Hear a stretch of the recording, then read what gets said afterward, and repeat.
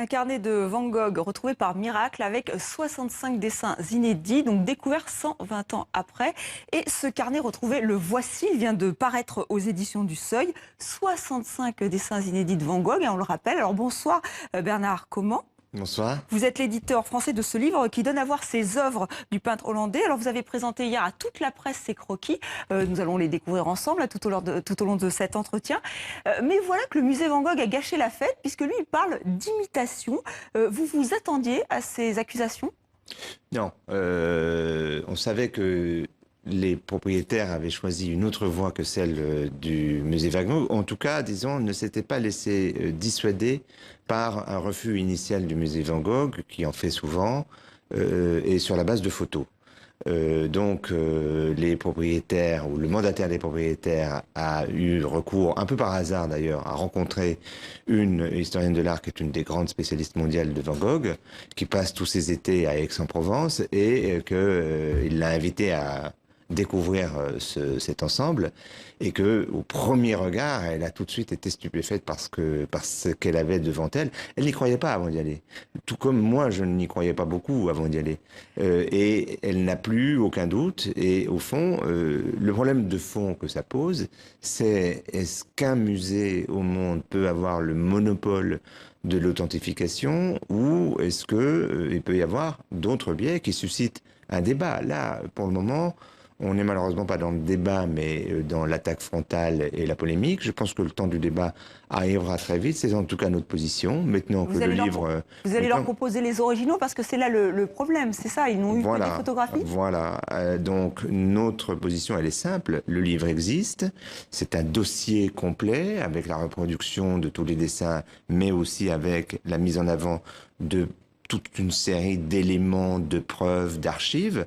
Et puis, il y a effectivement les originaux. Et nous, ce qu'on propose, dans ce climat un peu tendu, c'est d'organiser un débat public, entre Bogomila Welch et Ronald Pick-Vance d'un côté, qui maintiennent totalement leur position aujourd'hui suite à la dépêche du musée Van Gogh, maintiennent absolument et fermement leur position. Et puis, d'un autre côté, éventuellement, des représentants du musée Van Gogh qui auront au préalable pu avoir accès, s'ils le veulent, aux originaux et qui seront à ce moment-là en position de pouvoir vraiment parler de ce trésor, puisque pour vous, c'est un trésor, voilà, c'est vraiment révolutionnaire. Pourquoi ces dessins sont des trésors? Alors, c'est un trésor parce que c'est Van Gogh, c'est la période la plus stimulante et la plus épanouie de Van Gogh. Hein. C'est la période d'Arles, c'est la période de Saint-Rémy de Provence. Ce qu'il faut préciser aussi, et c'est très important, c'est bien dit et répété dans le livre, c'est qu'il s'agit d'esquisses. C'est-à-dire que ces dessins, ils ne sont pas faits pour un galeriste, pour un marchand, pour son frère. Rappelons que Van Gogh ne vend qu'un tableau de toute sa vie. Donc il n'a aucune valeur marchande à l'époque. Mais il fait souvent des dessins après avoir fait les tableaux. Pourquoi après? Pour en garder trace ou pour en garder mémoire. Donc il envoie les tableaux qu'il fait à son frère, dans l'hypothèse de les vendre. Malheureusement, il ne les vend pas. Et puis, il fait le dessin pour garder la mémoire. Ici, nous ne sommes pas du tout dans cette catégorie de dessin. Nous sommes dans des esquisses. Et c'est, à mon sens, ce qui fait le prix extraordinaire de ce cahier, c'est que précisément, nous avons le premier regard que pose Van Gogh sur les paysages ou les visages qui va peut-être être amené plus tard, et c'est le cas de la plupart, à traiter sous la forme d'un tableau, mais on est dans la primeur de ce regard, et ça, c'est un document absolument extraordinaire. De quoi s'agit-il? C'est un livre de contes, en fait. Oui, c'est ça, parce que ça s'appelle Le Brouillard d'Arles, mais on rappelle, il faut que vous nous expliquiez. Oui, alors c'est pas les brumes, c'est pas du tout les brumes. C'est pas les brumes matinales. Le brouillard, c'est un livre comptable dans lequel on écrit les opérations comptables d'une entreprise ou d'un café.